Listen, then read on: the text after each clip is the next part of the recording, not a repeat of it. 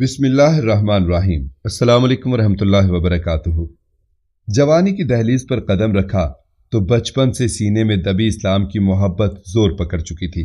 پھر میں نے اللہ کا نام لیا اور اسلام قبول کر لیا۔ میں بہت زیادہ خوش تھا۔ میں تو سمجھ رہا تھا کہ اسلام قبول کرنے کے بعد میں نے بہت بڑا کارنامہ سر انجام دے دیا ہے، مگر میں اس بات سے بے خبر تھا کہ اب میری زندگی میں آزمائشوں کا آغاز ہو جائے گا۔ پہلا دھچکا تب لگا جب مجھے پتا چلا کہ آج جو میں آپ کو سنانے جا رہا ہوں یہ کہانی نہیں ہے، یہ میری آپ بیتی ہے، ایک ایسے شخص کی آپ بیتی جس نے اسلام سے متاثر ہو کر دین اسلام کی محبت میں آ کر دین اسلام کو قبول کیا اور دائرہ اسلام میں قدم رکھا۔ مگر میں نہیں جانتا تھا کہ دائرہ اسلام میں داخل ہونے کے بعد مجھے اس قدر آزمائش کا سامنا کرنا پڑے گا۔ آج میں اسلام قبول کرنے کے بعد اپنی زندگی کا خلاصہ آپ کے سامنے رکھنے جا رہا ہوں۔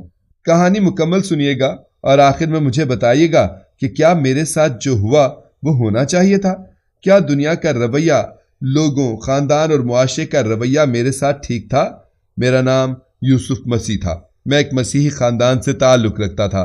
میں اپنے والدین کا اکلوتا بیٹا تھا۔ بچپن سے ہی میں عام بچوں سے ذرا ہٹ کر تھا۔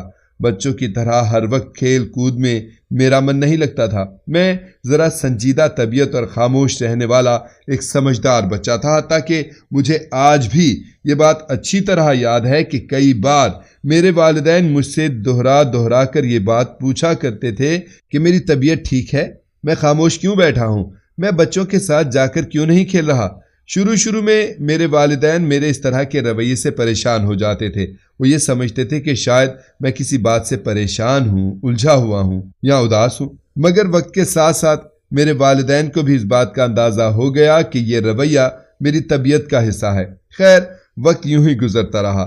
میرے بچپن کے چند ہی دوست تھے اور انہی دوستوں میں احمد بھی تھا۔ احمد مسلمان تھا، مگر خود احمد اور اس کے گھر والے بہت ہی اچھے مزاج کے لوگ تھے۔ انہوں نے کبھی بھی اس بات پر کوئی اعتراض نہیں کیا تھا کہ ان کا بچہ ایک مسیحی بچے کے ساتھ اٹھتا بیٹھتا ہے۔ میں اکثر احمد کے گھر چلا جاتا تھا، حتیٰ کہ کئی بار تو اس کے گھر اس کے ساتھ کھانا بھی کھا لیا کرتا تھا۔ دن کا زیادہ تر وقت احمد کے ساتھ گزرتا تھا، اور پھر ایک دن ایسا ہوا کہ ہم اپنا اسکول کا کام کر رہے تھے جب احمد کے والد نے کمرے میں جھانک کر دیکھا اور کہنے لگے، بیٹا عصر کی نماز کا وقت ہو گیا ہے، جلدی سے نماز ادا کر کے آؤ، کہیں دیر نہ ہو جائے۔ احمد نے فوراً اپنی کتابیں بند کی اور کہنے لگا، چلو یوسف، میں تو نماز پڑھنے جا رہا ہوں۔ میں بھی اس کے ساتھ ہی اٹھا اور اس کے گھر سے باہر نکل آیا۔ ہم دونوں گلی میں ساتھ ساتھ چلنے لگے۔ اسی گلی میں چند قدم کے فاصلے پر مسجد تھی۔ احمد مسجد کی طرف مڑ گیا اور اس نے میرا ہاتھ نہیں چھوڑا۔ وہ مسجد میں داخل ہوا اور میری طرف منہ کر کے کہنے لگا، آ جاؤ تم بھی یوسف، میں نماز پڑھ لوں، پھر اکٹھے چلتے ہیں۔ اس دن پہلی بار میں مسجد کے اندر داخل ہوا تھا۔ احمد نماز پڑھنے لگا اور میں اس کے پیچھے خاموشی سے ایک صف میں بیٹھ گیا۔ میں تمام لوگوں کو دیکھ رہا تھا، کس طرح وہ ہاتھ باندھے، سر جھکائے اپنے پروردگار کے آگے عاجزی سے جھکے ہوئے تھے۔ نہ جانے کیوں یہ منظر میرے دل میں بہت شدت سے احساس پیدا کر رہا تھا۔ احمد نے عصر کی نماز پڑھ لی۔ ہم دونوں مسجد سے نکلے، دوبارہ گھر واپس آ گئے۔ اسکول کا کام ختم کیا اور میں اپنے گھر واپس آ گیا، مگر میں گھر تو واپس آ چکا تھا، میرا دل ابھی تک وہیں مسجد میں ہی تھا۔ مسجد کا وہ منظر، لوگ سر جھکا کر کھڑے ہیں، یہ منظر میرے دل سے، دماغ سے نکل ہی نہیں رہا تھا۔ یہی کچھ سوچتے سوچتے مغرب کی اذان ہونے لگی۔ نہ جانے میرے دل میں کیا آیا، میں نے اپنے ابا کا ایک مفلر اٹھایا، اسے اپنے چہرے کے گرد لپیٹا، کیونکہ محلے والے اور ارد گرد سبھی جانتے تھے کہ میں مسیحی خاندان سے تعلق رکھتا ہوں۔ کوئی مجھ سے پوچھ نہ لے یا کچھ کہہ نہ دے، اس لیے میں نے چہرہ چھپا لیا اور میں مغرب کے وقت بھی مسجد میں چلا آیا۔ میں وضو کرنا نہیں جانتا تھا، اس لیے خاموشی سے جا کر پچھلی صف میں بیٹھ گیا۔ اب پھر میں تمام لوگوں کی طرف بغور دیکھ رہا تھا۔ وہ کیا پڑھ رہے ہیں، وہ کیا کر رہے ہیں، کب جھکتے ہیں، کب سجدہ کرتے ہیں۔ میں خاموشی سے ان کی حرکتیں نوٹ کر رہا تھا۔ لوگوں نے نماز ختم کی، دعا مانگی اور ایک ایک کر کے مسجد سے نکلنے لگے۔ سب سے آخر میں بھی مسجد سے نکل آیا۔ یہ منظر مجھے بڑا دلچسپ لگنے لگا تھا، مجھے مزہ آ رہا تھا، یہ دیکھنے میں مجھے بہت سکون مل رہا تھا۔ اور پھر عشاء کے وقت میں پھر سے مسجد میں تھا۔ اس دن کے بعد سے یہ میری روٹین بن گئی۔ میں نماز ادا نہیں کرتا تھا، بس خاموشی سے مسجد چلا جایا کرتا تھا، لوگوں کو دیکھا کرتا تھا۔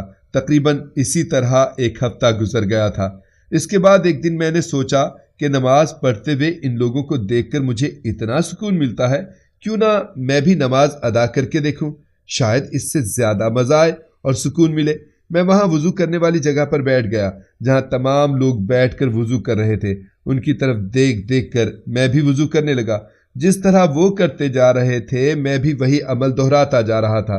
وضو مکمل ہوا، میں نے بھی لوگوں کی طرح اپنی پینٹ کے پائچوں کو فولڈ کیا اور نماز ادا کرنے کے لیے صف میں جا کھڑا ہوا۔ مجھے کچھ علم نہیں تھا کہ نماز میں کیا پڑھنا ہے۔ میں خاموشی سے امام کو سن رہا تھا اور جو عمل لوگ کر رہے تھے وہ دہراتا جا رہا تھا۔ مجھے پتہ ہی نہیں چلا کب نماز ختم ہو گئی۔ اس کے بعد لوگوں نے دعا کے لیے ہاتھ اٹھائے، میں نے بھی خدا کی بارگاہ میں ہاتھ بلند کر دیے، مگر میں خاموش تھا۔ میں نہیں جانتا تھا کہ اس وقت خدا سے کیا کہوں یا کیا مانگوں، لیکن میں نے مسکرا کر صرف اتنا کہا کہ پروردگار، تیرے گھر میں تو بہت سکون ہے، مجھے تو آج پتہ چلا۔ اس کے بعد وقت گزرتا رہا اور میں اسی طرح خاموشی سے نماز ادا کرتا رہا۔ وقت کے ساتھ ساتھ میں نے نماز، کلمے اور دیگر ضروری دعائیں سیکھ لی تھیں، مگر ابھی تک میں نے اسلام قبول نہیں کیا تھا۔ اور یہ بات بھی بتاتا چلوں کہ میں نماز ادا تو کیا کرتا تھا، مگر اب میں اپنے محلے کی مسجد میں نماز ادا نہیں کرتا تھا، کیونکہ اب ہم جوان ہو چکے تھے۔ اب میرے پہچانے جانے کے چانسز زیادہ تھے۔ بچپن کی بات اور تھی۔ اب میں اپنے محلے کی مسجد سے نکل کر ایک دور کی مسجد میں نماز ادا کرنے جاتا تھا، جہاں مجھے کوئی بھی جانتا اور پہچانتا نہیں تھا۔ وقت اسی طرح گزرتا رہا۔ اب میں اپنی تعلیم مکمل کر چکا تھا، مگر اب میرا دل بہت بے چین رہتا تھا۔ دل میں بار بار یہ خیال آتا تھا کہ اب وقت آ چکا ہے جب مجھے اسلام قبول کر لینا چاہیے۔ آخرکار ایک دن میں نے ہمت کی اور مسجد میں جا کر مولوی صاحب سے کلمہ پڑھ کر باقاعدہ دائرہ اسلام میں قدم رکھ دیا۔ سب سے پہلے میں نے اس خبر کے بارے میں احمد کو بتایا۔ یہ خبر سنتے ہی احمد بہت خوش ہوا۔ اس نے مجھے گلے سے لگا کر مبارکباد دی۔ وہ مجھے اپنے گھر لے گیا، اپنی امی اور ابو سے ملوایا۔ سارا خاندان بہت خوش تھا، مگر جیسے ہی میں شام کو گھر لوٹا اور یہ خبر مجھ سے پہلے میرے گھر پہنچ چکی تھی، میرے والدین کے چہروں پر سختی چھائی ہوئی تھی۔ ان کا رویہ بہت ہی مختلف تھا۔ میرے ابا نے صاف اور واضح الفاظ میں کہہ دیا تھا کہ میں اپنا کوئی اور بندوبست کر لوں، کیونکہ ایک گھر میں اب وہ مجھے اپنے ساتھ نہیں رکھ سکتے۔ میں حیران پریشان سا ابا کے چہرے کی طرف دیکھ رہا تھا۔ میں نے کہا، ابا میں نے کوئی گناہ نہیں کیا، مذہب اسلام کو قبول کیا ہے، اور آپ جانتے ہیں کہ تمام مذاہب میں اسلام سب سے اچھا اور بہترین مذہب ہے۔ ابا نے ہاتھ بلند کیا اور مجھے خاموش رہنے کا اشارہ کرتے ہوئے کہنے لگے، یہ کتابی باتیں اپنے پاس رکھو، ہم جانتے ہیں کہ تمہارے اس قدم کے بعد ہم خاندان میں کیا منہ دکھائیں گے، اور جانتے ہو ہم تمہارا رشتہ دیکھ رہے تھے، اب کون تمہیں لڑکی دے گا۔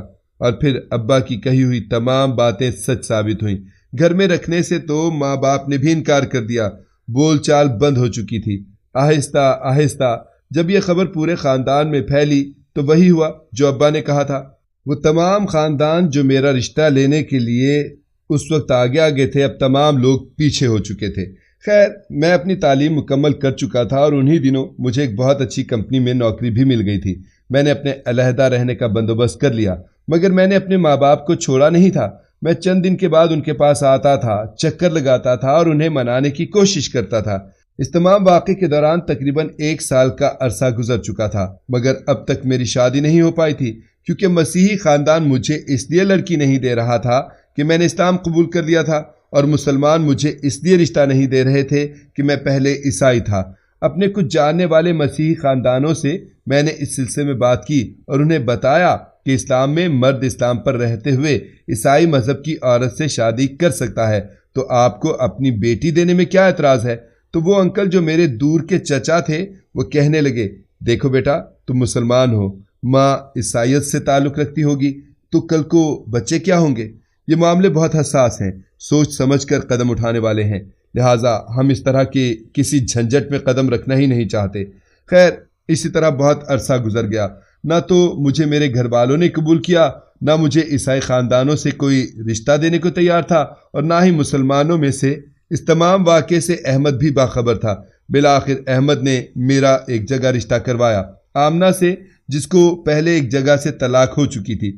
آمنہ کی دوسری شادی تھی، اس لیے اس کے والدین نے طوعاً و کرہن مجھے آمنہ کے لیے قبول کیا، کیونکہ دوسری بار آمنہ کی شادی کرنا مشکل ہو رہا تھا۔ اس طرح مجھے ایک طلاق یافتہ لڑکی ملی، وہ بھی بہت مشکل سے۔ اس کے خاندان والے بھی مکمل طور پر راضی نہیں تھے، مگر مجبوراً مجھے قبول کیا گیا۔ خیر، آمنہ سے شادی کے بعد زندگی پھر سے رواں دواں ہو گئی۔ اللہ تعالیٰ نے مجھے 2 بچوں سے نوازا اور دیکھتے ہی دیکھتے میرے بچے بھی بڑے ہو گئے، مگر میری مشکلات ختم نہیں ہوئی تھیں۔ کل جو مشکل میں نے دیکھی تھی اپنی شادی کے وقت، وہ آج پھر سے میرے بچوں کے سامنے کھڑی تھی۔ مگر جانتے ہیں کیا ہوا؟ مجھے اپنی بار اس قدر دکھ اور تکلیف کا سامنا نہیں کرنا پڑا تھا۔ میں جانتا تھا کہ میں نے نیا اسلام میں قدم رکھا ہے۔ میں اپنے مسیحی خاندان کے لیے پرایا اور مسلمان بھائیوں کے لیے نیا ہوں۔ مجھے قبول کرنے میں وقت لگے گا، مگر کتنا وقت؟ آخر کتنا وقت درکار ہے؟ ایک شخص جو کہ نیا اسلام میں داخل ہوا ہے، اس کو آگے بڑھ کر گلے لگانے میں، اس کے ساتھ زندگی کا لین دین کرنے میں، معاملات طے کرنے میں کتنا وقت لگے گا؟ چند ہفتے؟ چند مہینے؟ نہیں، 25 سال۔ جی ہاں، ٹھیک سنا آپ نے، 25 سال گزر چکے تھے۔ اب جب کہ میں اپنے بیٹے کے لیے رشتہ دیکھ رہا تھا تو ایک بار پھر سے یہ معاملہ سامنے آ چکا تھا۔ ایک بار پھر سے یہ مسئلہ تازہ ہو چکا تھا کہ رشتہ کس خاندان سے لینا ہے، کیونکہ مسلمان مجھے رشتہ دینے کے لیے تیار ہی نہیں تھے۔ آپ سوچ بھی نہیں سکتے کہ میرے لیے یہ بات کس قدر دکھ اور تکلیف کا باعث بنتی تھی کہ کوئی مجھے قبول کرنے کے لیے تیار کیوں نہیں ہے۔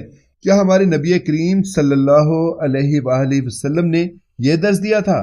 جو لوگ نئے دائرہ اسلام میں داخل ہوتے تھے ان کے ساتھ کیسا سلوک کیا جاتا تھا؟ کیا آپ لوگوں نے یہ نہیں پڑھا؟ ایسے لوگ جو نئے دائرہ اسلام میں داخل ہوتے تھے، نبی کریم صلی اللہ علیہ وآلہ وسلم ان پر زیادہ نوازشات کیا کرتے تھے۔ جنگ کے دوران حاصل ہونے والا مال غنیمت ایسے لوگوں میں زیادہ تقسیم کیا کرتے تھے جو نئے دائرہ اسلام میں داخل ہوتے تھے، تاکہ وہ لوگ خوش ہو جائیں، انہیں محسوس ہو کہ اسلام کے دائرے میں قدم رکھنے کے بعد ان پر اللہ مہربان ہے، مسلمانوں نے انہیں گلے سے لگا لیا ہے۔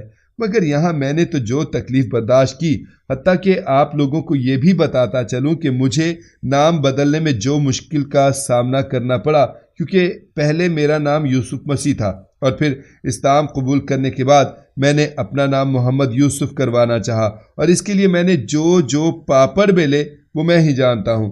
ایک دفتر سے دوسرے اور دوسرے دفتر سے تیسرے، روزانہ گھنٹوں میرا وقت اسی کام میں ضائع ہوتا تھا۔ اس تمام عرصے کے دوران میں نے اس قدر مشکلات دیکھیں، بڑے رویے برداشت کیے، اور سب سے بڑی تکلیف جانتے ہیں کیا تھی؟ اکیلا پن۔ میں اکیلا ہو چکا تھا، نہ میں ادھر کا تھا نہ ادھر کا، حتیٰ کہ کبھی کبھی میں اس اکیلے پن سے اس قدر گھبرا جاتا تھا کہ میرے دل میں یہ خیال آتا تھا کہ میں نے اسلام قبول کر کے ٹھیک کیا۔ میں نے تو اپنے ضمیر کی آواز پر، اپنے دل کی آواز پر لبیک کہا تھا، کیونکہ میں جانتا تھا کہ اللہ تعالیٰ فرماتے ہیں تم میری طرف 1 قدم بڑھو میں 10 بڑھاؤں گا۔ تو پھر یہ اللہ کی مخلوق اتنا برا رویہ اختیار کیوں کر رہی ہے، اور یہ سب میرے ساتھ کیوں ہو رہا ہے؟ چلیں، جو مجھ پر بیتی وہ تو بیتی، مشکل سے ہی صحیح، لیکن وقت گزر گیا تھا۔ میں نے سب کو فراخ دلی سے برداشت کر لیا تھا، لیکن اب کیا میری اولاد پر بھی وہی سب بیتے گی؟ میری اولاد کو بھی انہی مشکلات سے گزرنا پڑے گا جن سے میں گزرا تھا۔ اس معاملے کو 25 سال گزر چکے ہیں۔ کیا کسی نئے شخص کو قبول کرنے کے لیے 25 سال کافی نہیں ہے؟ اپنے بیٹے کا رشتہ دیکھنے کے لیے پہلی بار میں جن لوگوں کے گھر گیا، وہاں سے جانتے ہیں مجھے کیا سننے کو ملا؟ کہ لڑکے کا باپ عیسائیت سے تعلق رکھتا تھا، اس کے خاندان نے اس سے ناتا توڑ رکھا ہے۔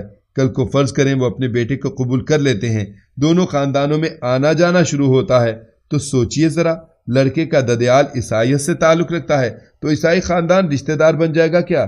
نہیں، ہم یہاں رشتہ ہی نہیں کرنا چاہتے۔ مجھے اسلام قبول کیے 25 سال گزر چکے تھے اور میرے ماں باپ اس دوران وفات پا چکے تھے۔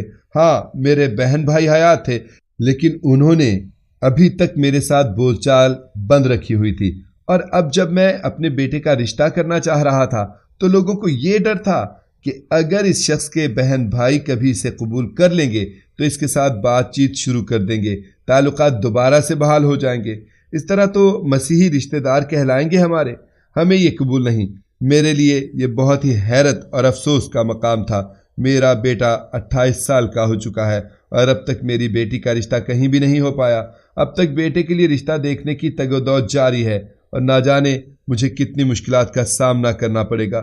میں اب تمام مسلمان بہن بھائیوں سے آخر میں ایک سوال کرنا چاہتا ہوں کہ کیا اسلام میں داخل ہونے والے نئے شخص کے لیے اس معاشرے کا اس طرح کا رویہ ٹھیک ہے؟ کیا خوش دلی سے آگے بڑھ کر ایسے شخص کو گلے نہیں لگانا چاہیے؟ کیا ایسے شخص کے ساتھ لین دین کرنے میں، زندگی کے معاملات طے کرنے میں اور رشتے طے کرنے میں کوئی حرج ہے؟ اگر نہیں تو پھر میرے ارد گرد رہنے والے تمام لوگوں کا میرے ساتھ یہ رویہ کیوں ہے؟ میں آج تک اس بات کو سمجھ نہیں پایا۔ ناظرین، مزید اس طرح کی سبق آموز کہانیاں اور واقعات سننے کے لیے ہماری ویڈیو کو لائک کریں اور شیئر کریں، اور ہمارے چینل کو سبسکرائب کرنا مت بھولیے گا۔ شکریہ۔ اللہ حافظ۔